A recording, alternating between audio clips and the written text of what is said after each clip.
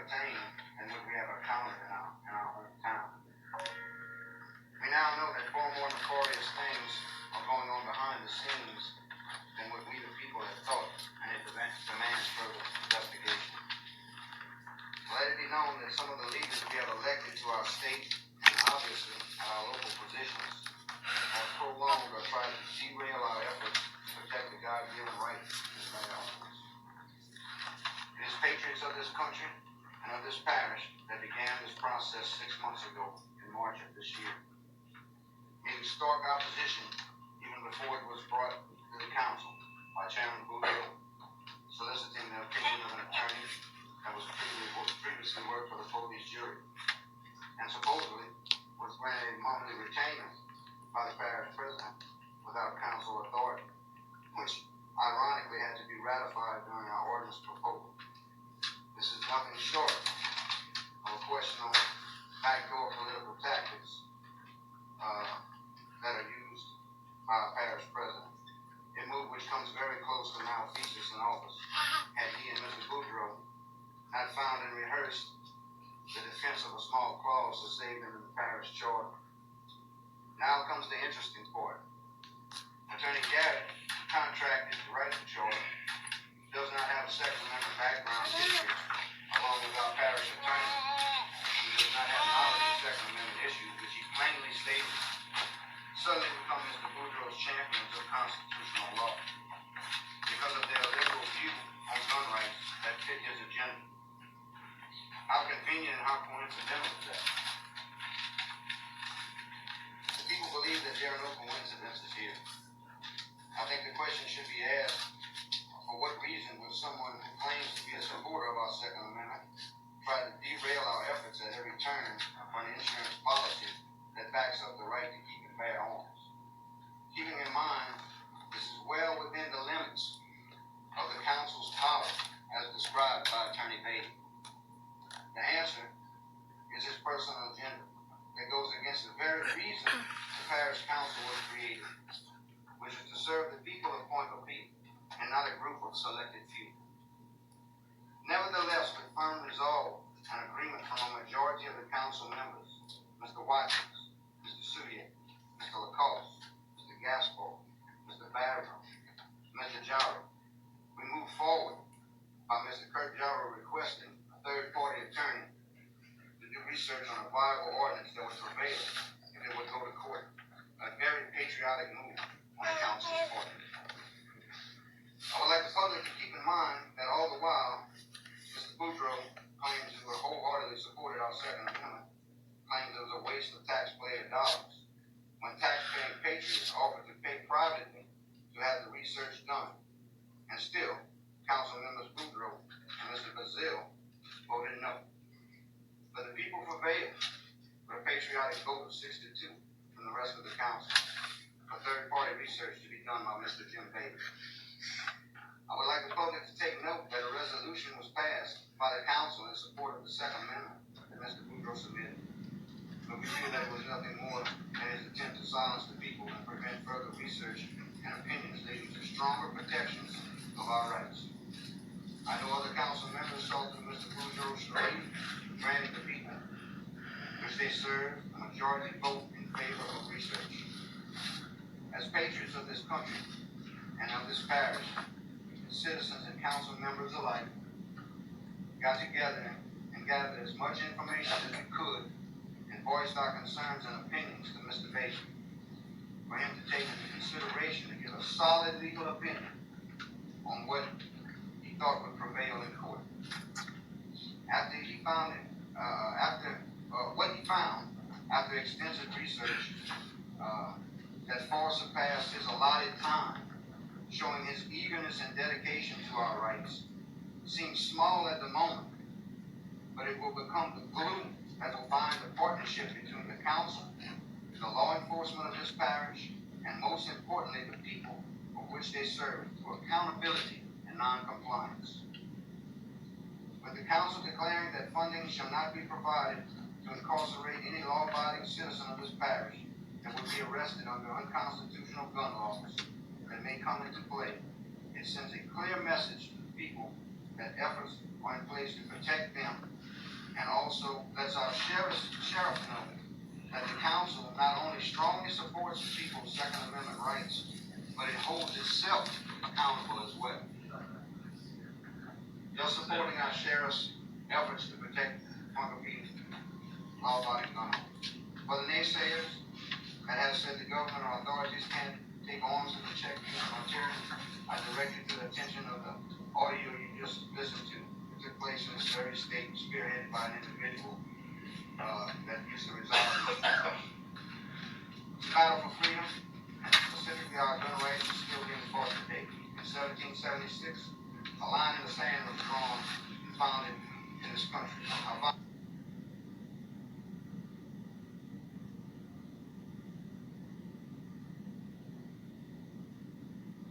That you think about every citizen that lives in Parish and not a select thing.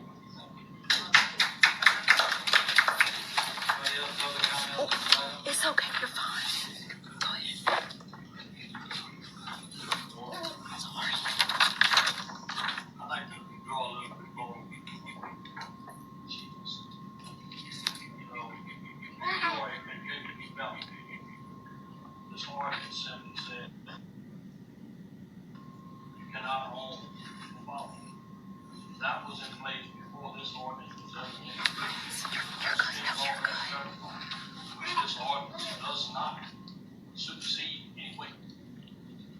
Mr. Bailey painstakingly does make sure this ordinance does not supersede federal and state law. All it does, really, it denies taxpayer funds. So you ask yourself a question: would you be better off?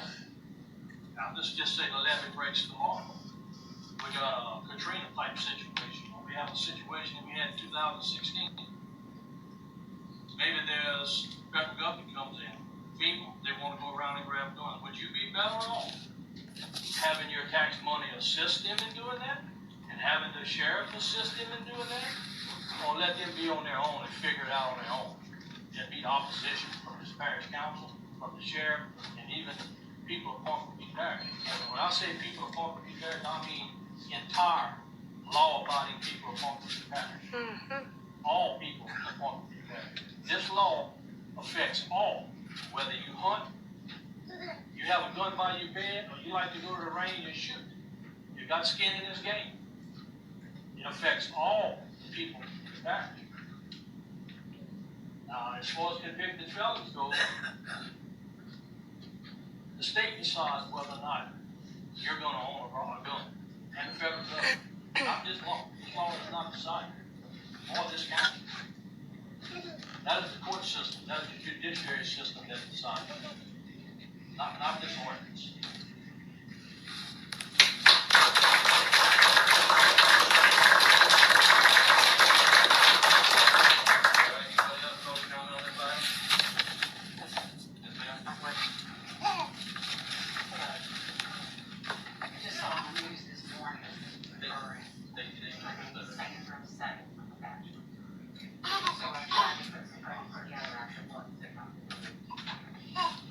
The vast majority of Americans support common sense laws that keep our families safe. Instead of passing dangerous resolutions with no impact on state and local laws, I ask you to focus on solutions that can keep our families safe in 2050. Resolutions declaring lawless counties, also known as sanctuary or Second Amendment sanctuary counties or parishes, don't actually carry any weight. These resolutions would not serve to protect us, and they are in line with the vast majority of voters who support common laws, like background checks on all guns and red flag laws. 100 people die from gun violence every day in this country, and hundreds more are wounded. Our elected and appointed leaders, like you, have an obligation to ensure that law enforcement authorities enforce the law, particularly those laws that help keep us safe from senseless gunless violence. I continue to advocate for common sense gun laws and to work hand in hand to keep our communities safe. Now, I am a person that believes that facts, data, and it helps guide my decision making. So I went to the 2019 statistics of the National Vital Statistics System. This data is compiled from death certificates provided by vital registration systems from the state and local jurisdiction. So Louisiana has provided this information. In Louisiana, there's an average of 990 people that are shot and killed with a gun every year. And Louisiana has the fourth highest rate of gun deaths in the United States. We have the second highest rate of gun homicide with a rate of 21.4 deaths per 100,000 people. Each year in Louisiana, 4,397 people are wounded by guns in Louisiana, and Louisiana has the first highest rate of gun injuries in the United States. At an average cost of $18,000 per person each year, Louisiana has the highest cost per person of gun violence in the United States, totaling $8.4 billion for Louisiana. Gun deaths in Louisiana increased 15% from 2010 to 2019, and gun homicides increased 30% at the same time. But let's just look at Pointe Parish. Pointe Parish, again, I'm looking at the 2019 rates. Pointe Parish is in the top 10 parishes in Louisiana with the most gun deaths. Baton Rouge has a population of 440,000 and a gun death rate of 26.9 per 100,000. Pointe Parish has a population of 22,000 and we have a gun rate of 26.1 per 100,000. That is almost the same rate as that group. We are in the top 10.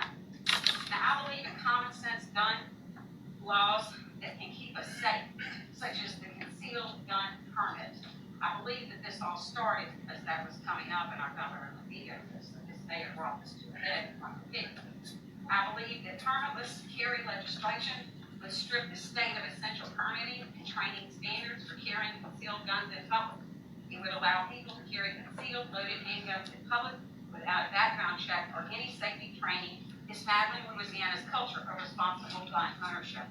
Permitless carry would take away critical tool law enforcement uses to differentiate between responsible gun owners and those who are prohibited from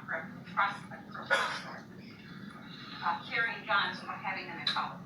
Permitless carry would also allow people with dangerous histories to evade background gun requirements and safeguards that ensure responsible gun ownership. So again, while I am supporting gun ownership, I certainly want to have responsible gun ownership, and so that we can support our families in Pointe Parish. I am against the passing of this. All right, anybody else want to comment on this item?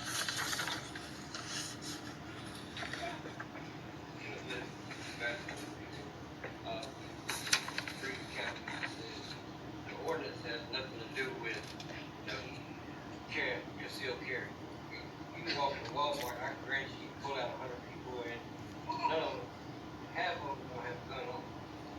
Just because they don't have concealed carry don't mean they ain't gonna be able to carry. So my statement is the ordinance has nothing to do with trying to say, all right, this person can have it, this person can't have it. The ordinance is to make us safe, for us. Not for the whole parish, not for this me, not for just Mr. Watkins, not for just you, but for the whole entire parish. It has nothing to do with nothing else. That's it.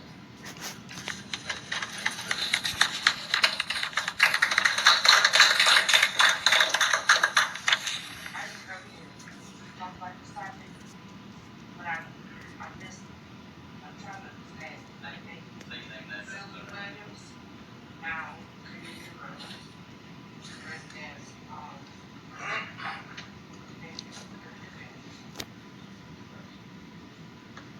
yeah, a lot of them. So I'm not sure. Families, mothers, talking at the and one yesterday. We have a lot of shootings, and we also have a lot of shootings from the kids able to go out and buy guns. We have a lot of people in this parish that get guns. Bringing up shootings has nothing.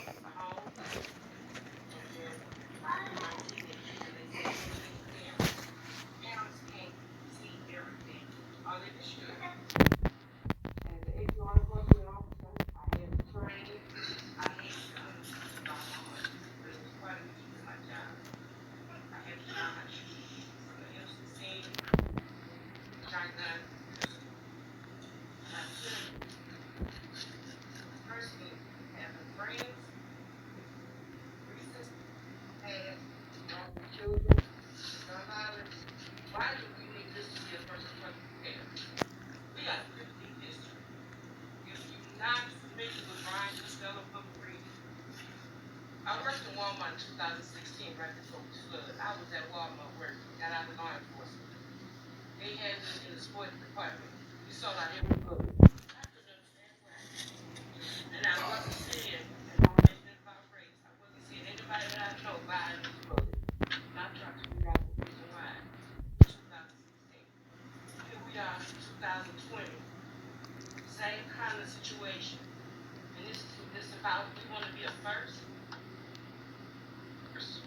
I'm making my point that everybody's sitting in here. Every person that I know from New Road, from Batchville, and look at the grief in their face. They're essential workers. You see them, they be right at the cash register. I can name some of the ladies. They children are still. It's not a good idea, and I think it needs more thought. All right, thank you.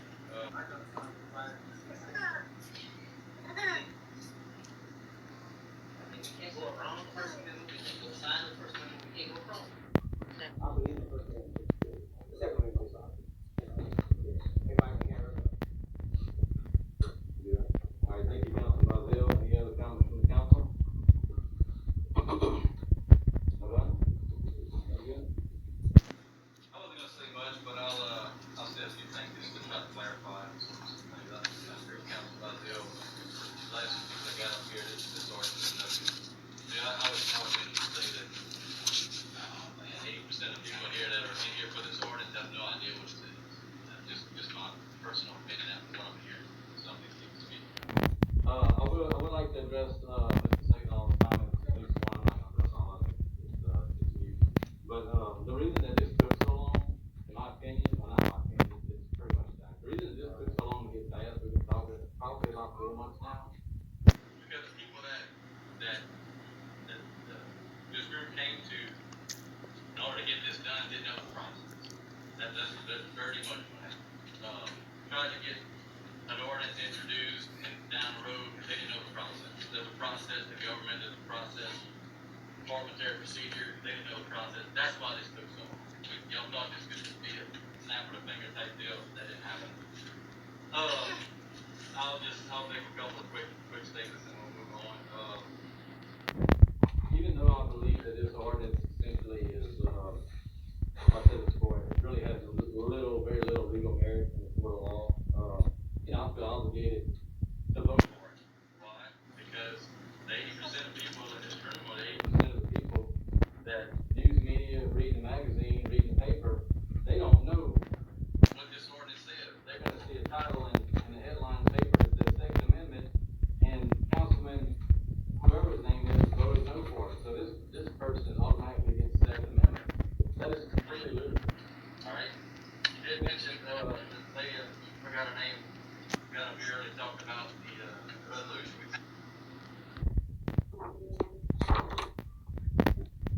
The balloon that will bind the partnership today, in 17, by Mr.